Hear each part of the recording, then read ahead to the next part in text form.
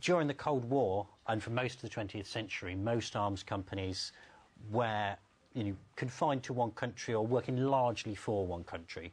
What we've seen since then, over the last 10 or 20 years, is global arms companies that really don't have a national tie, really can sell to where they want to. And the level of influence some of them have over governments is so great that in Britain, Robin Cook, the former Foreign Secretary, wrote in his memoirs that the chair of BAE had the key to the garden door at number 10 Downing Street. And he implied that he, as Foreign Secretary, seemed to have less influence over the Prime Minister, Tony Blair, than the chair of BAE had. And we saw that come to pass when the government cut short a criminal investigation into BAE Systems' alleged corruption in Saudi arms deals, which we mentioned a few minutes ago. All sorts of threats, the exaggerated jobs figures, Saudi Arabia threatening to withdraw intelligence cooperation, suggesting there would be terrorism in Britain as a result. Basically got a foreign government threatening British people with terrorism, and we cave into it because it's the arms trade that's involved.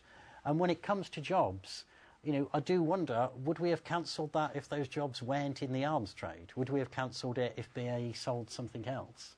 And given the extraordinary influence that arms companies have over government in Britain and in the USA and elsewhere, I'd be very surprised if they would. I don't believe you buy into that, Patrick. I mean, the Saudis, if they're offering up information, if we're going to kick them all over the courts and expose their dealings, they're not going to give secret information to our security services. Is that unreasonable of them?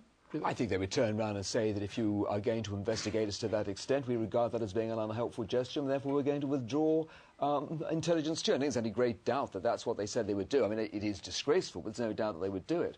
But, of course, I mean, BAE is going to have an influence with the government. I don't know whether they've got the key to the garden door or not, but I think BAE is Britain's largest manufacturer. And let's be clear about this. I mean, BAE is under investigation again. I don't know what the result of that's going to be. But as a matter of fact, in EU law, if BAE were to be convicted, as I understand it, one consequence of that could be that EU countries would not be allowed to place contracts with BAE. And if, in fact, Britain cannot place contracts with BAE, that has real implications for our ability to defend ourselves. And I think this is the key thing. The idea that you can completely abolish the arms trade, and I would find it in some... Hang on, I didn't interrupt you, Simon. I think Simon and I could almost have a more fruitful discussion if we could actually agree that there will always be an arms trade, and what we should be trying to do is to limit it and make it work as effectively and decently as possible. But we're not doing that. One side says that we can abolish it completely, and I think that's the fallacy in the argument. I mean, realistically, no government, Conservative, Labour, Liberal, anybody, is going to shut down as big a player as BAE is it, however much people feel they've got too much say. Well, Patrick seems to be implying that BAE should not be prosecuted because it could lead to job losses. I said that was a factor to be considered when you are talking about what you want has consequences in the real world. If BAE, if there are job losses because BAE's bosses have committed corruption, then the fault is with BAE's bosses for committing that corruption. And the consequences with their employees.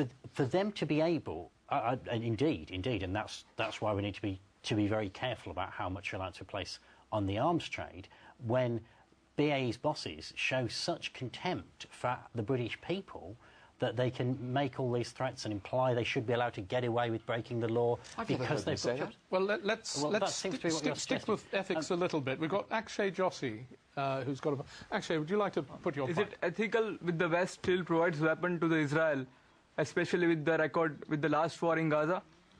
Yeah, I mean, you've now had the United Nations have come out with this critical report where they've said Israel behaved very badly in Gaza. Britain said it wouldn't supply weapons to Israel that could be used against Palestinians, and yet there's absolute mountains of evidence to show that they did on the attacks on civilians. So is this just once again a question of powerful lobbying politically that's keeping this ethical arms supply going?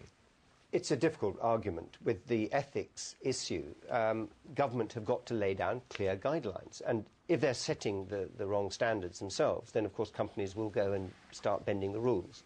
And I think there's been lack of clear direction sometimes from government about what is and is not acceptable.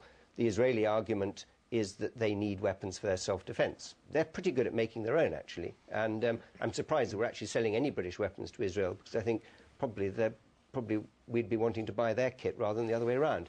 But the fact they're buying any is something of a surprise to me. But they are a significant player, and we need to sell them weapons if that is ethically acceptable. There are worse countries out there that really we shouldn't be selling to, and often when we do sell weapons, we end up, and those weapons go to a good country, which then becomes a bad place, like the Taliban, you know, when they were fighting the Russians. I'm going to come to others in the panel. There's a young man in the audience with his hand up. I want to bring him in. Yes, you have your say.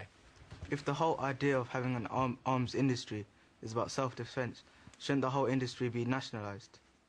Yeah, it's about a country defending itself. Should it be nationalised? But if we could just sort of stick with Israel at the moment, Patrick, because... Well, you know, we don't want to have a rerun of that conflict here, but I think just for the avoidance of doubt, Chairman, you made the point that the report said that Israel may have been guilty of war crimes in Gaza. It also said that Hamas had as well. That's the sort of thing which happens in war. One man's aggression is another man's defence. But Britain's not supplying arms to Hamas, is it? I don't think. I have no idea, but that is there's been no evidence. No, but hang on.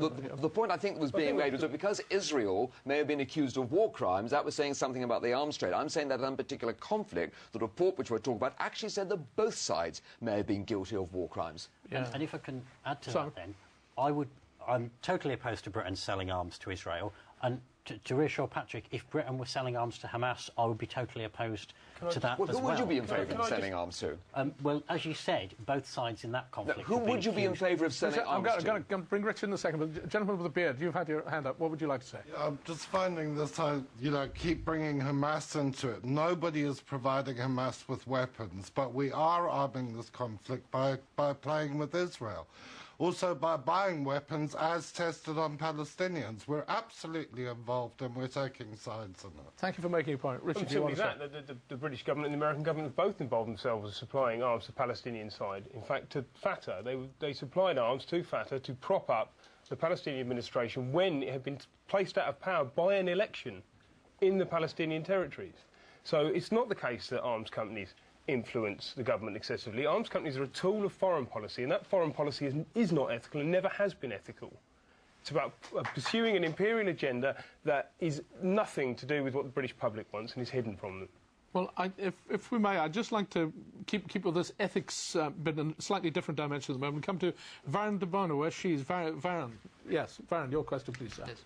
Developing countries spend approximately $115 billion on the arms every year. And the 5 permanent members of UN Security Council sell 90% of them. So is it right that the developing countries spend so much money on the arms every year for the security of their people? It's a fair point. There's this ethical dilemma. Is not just about the regime to regime, but I mean, so much foreign aid meant for good causes is actually going to buy particularly small arms weapons. How does your industry react to that, Ian? Well, for example, in Afghanistan, sadly, the attempts by the international community to get some development happening is being thwarted by the terrorism that's taking place, and a significant amount of the aid money has to be spent on security. Probably up to 20% of a project budget could be spent on security, and that's an awful waste. But that security will involve procurement of weapons to provide safety, armoured vehicles, anti-mine equipment, ECM equipment, and so on. So all of that is needed to provide security. And you can say, yes, statistically, therefore, that becomes part of the aid money going into arms. I mean, Richard, do you accept the basic tenet that you can't just sort of supply people with rights? You've got to have some means of getting it out, protecting it from robber barons, whatever. You can't just say aid's a wonderful thing, take the money for nice touchy-feely stuff without the security of delivering it. The deal's set up whereby aid goes out and then floods back into Britain via the arms manufacturing companies. And if we're going to have this kind of Keynesianism specifically just for the arms industry, I suggest it should be expanded to other spheres of life and not other economic spheres of activity, whereas it would appear that that particular industry is an exception to the rules. And we've just seen the closure of Britain's only major wind turbine in the Isle of Wight closed down. Richard, it's not quite right. I mean, if you take USAID, for example, one of the biggest donors in Afghanistan, USAID requires part of their manifesto that they will always use American aircraft, American ships to move goods around the world. So, yes, that money comes back to American companies. Not just arms companies, but logistics companies, supply companies, construction companies. This being the primary role of so this this comes about the